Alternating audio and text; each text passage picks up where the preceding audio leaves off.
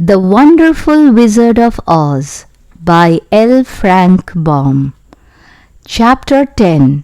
The Guardian of the Gates.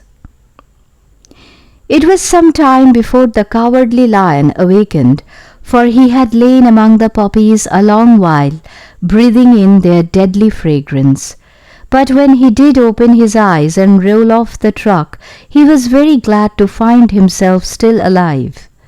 "I ran as fast as I could," he said, sitting down and yawning, "but the flowers were too strong for me. How did you get me out?" Then they told him of the field mice and how they had generously saved him from death. And the Cowardly Lion laughed and said, "I have always thought myself very big and terrible, yet such little things as flowers came near to killing me, and such small animals as mice have saved my life. How strange it all is! But, comrades, what shall we do now?" "We must journey on until we find the road of yellow brick again," said Dorothy, "and then we can keep on to the Emerald City."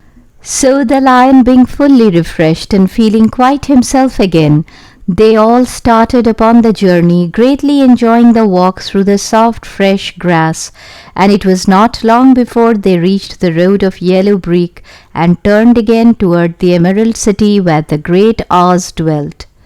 The road was smooth and well paved now, and the country about was beautiful, so that the travellers rejoiced in leaving the forest far behind, and with it the many dangers they had met in its gloomy shades. Once more they could see fences built beside the road, but these were painted green, and when they came to a small house in which a farmer evidently lived, that also was painted green. They passed by several of these houses during the afternoon, and sometimes people came to the doors and looked at them as if they would like to ask questions. But no one came near them nor spoke to them because of the great lion, of which they were very much afraid. The people were all dressed in clothing of a lovely emerald green color and wore picked hats like those of the Munchkins. "This must be the land of Oz," said Dorothy, "and we are surely getting near the Emerald City." "Yes," answered the Scarecrow, "everything is green here, while in the country of the Munchkins blue was the favorite color. But the people do not seem to be as friendly as the Munchkins, and I'm afraid we shall be unable to find a place to pass the night." "I should like something to eat besides fruit," said the girl, "and I'm sure Toto is nearly starved. Let us stop at the next house and talk to the people." So when they came to a good-sized farmhouse, Dorothy walked boldly up to the door and knocked. A woman opened it just far enough to look out and said, "What do you want, child, and why is that great lion with you?" "We wish to pass the night with you, if you will allow us," answered Dorothy, "and the lion is my friend and comrade, and would not hurt you for the world." "Is he tame?" asked the woman, opening the door a little wider. "Oh, yes," said the girl, "and he is a great coward too. He will be more afraid of you than you are of him." "Well," said the woman, after thinking it over and taking another peep at the lion, "if that is the case, you may come in, and I will give you some supper and a place to sleep." So they all entered the house, where there were, besides the woman, 2 children and a man. The man had hurt his leg and was lying on the couch in a corner. They seemed greatly surprised to see so strange a company, and while the woman was busy laying the table, the man asked, "Where are you all going?" "To the Emerald City," said Dorothy, "to see the great Oz." "Oh, indeed!" exclaimed the man. "Are you sure that Oz will see you?" "Why not?" she replied. "Why, it is said that he never lets anyone come into his presence. I have been to the Emerald City many times, and it is a beautiful and wonderful place, but I have never been permitted to see the great Oz, nor do I know of any living person who has seen him." "Does he never go out?" asked the Scarecrow. "Never. He sits day after day in the great throne room of his palace, and even those who wait upon him do not see him face to face." "What is he like?" asked the girl. "This is hard to tell," said the man thoughtfully.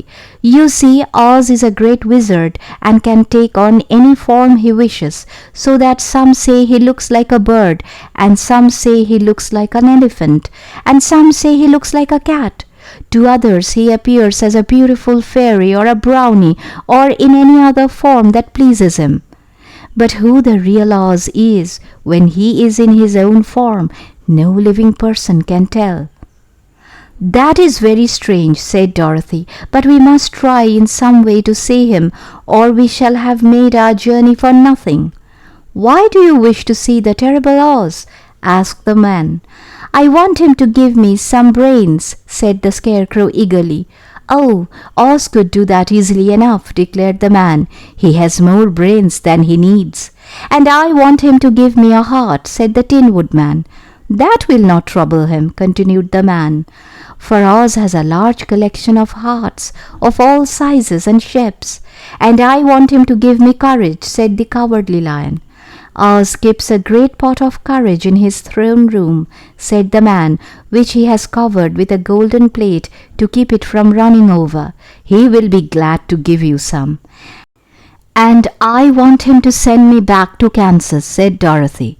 "Where is Kansas?" asked the man with surprise.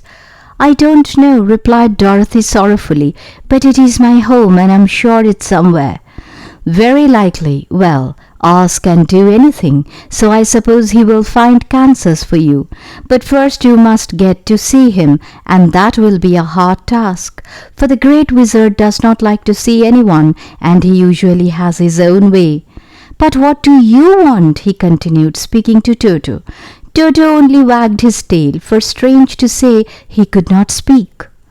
The woman now called to them that supper was ready, so they gathered around the table, and Dorothy ate some delicious porridge and a dish of scrambled eggs and a plate of nice white bread, and enjoyed her meal. The lion ate some of the porridge but did not care for it, saying it was made from oats, and oats were food for horses, not for lions. The Scarecrow and the Tin Woodman ate nothing at all. Toto ate a little of everything and was glad to get a good supper again. The woman now gave Dorothy a bed to sleep in, and Toto lay down beside her, while the lion guarded the door of her room so she might not be disturbed. The Scarecrow and the Tin Woodman stood up in a corner and kept quiet all night, although of course they could not sleep. The next morning, as soon as the sun was up, they started on their way, and soon saw a beautiful green glow in the sky just before them. "That must be the Emerald City," said Dorothy. As they walked on, the green glow became brighter and brighter, and it seemed that at last they were nearing the end of their travels. Yet it was afternoon before they came to the great wall that surrounded the city. It was high and thick and of a bright green color. In front of them, and at the end of the road of yellow brick, was a big gate, all studded with emeralds that glittered so in the sun that even the painted eyes of the Scarecrow were dazzled by their brilliancy. There was a bell beside the gate, and Dorothy pushed the button and heard a silvery tinkle sound within. Then the big gate swung slowly open, and they all passed through and found themselves in a high arched room, the walls of which glistened with countless emeralds. Before them stood a little man about the same size as the Munchkins. He was clothed all in green from his head to his feet, and even his skin was of a greenish tint. At his side was a large green box. When he saw Dorothy and her companions, the man asked, "What do you wish in the Emerald City?" "We came here to see the great Oz," said Dorothy.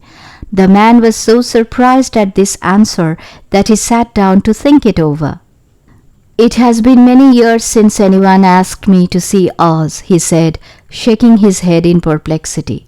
"He is powerful and terrible, and if you come on an idle or foolish errand to bother the wise reflections of the great wizard, he might be angry and destroy you all in an instant." "But it is not a foolish errand, nor an idle one," replied the Scarecrow.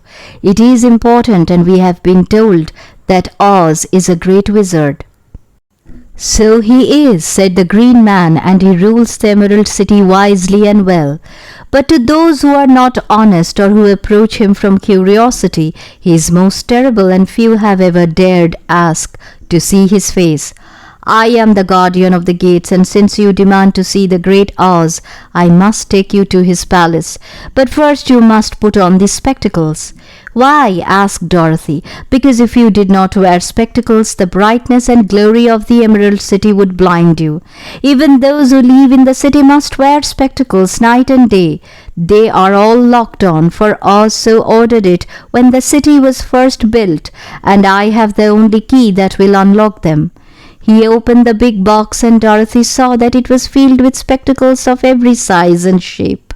All of them had green glasses in them. The guardian of the gates found a pair that would just fit Dorothy and put them over her eyes. There were 2 golden bands fastened to them that passed around the back of her head, where they were locked together by a little key that was at the end of a chain the guardian of the gates wore around his neck. When they were on, Dorothy could not take them off, had she wished, but of course she did not wish to be blinded by the glare of the Emerald City, so she said nothing. Then the Green Man fitted spectacles for the Scarecrow and the Tin Woodman and the Lion, and even on little Toto, and all were locked fast with the key. Then the guardian of the gates put on his own glasses and told them he was ready to show them to the palace. Taking a big golden key from a peg on the wall, he opened another gate, and they all followed him through the portal into the streets of the Emerald City.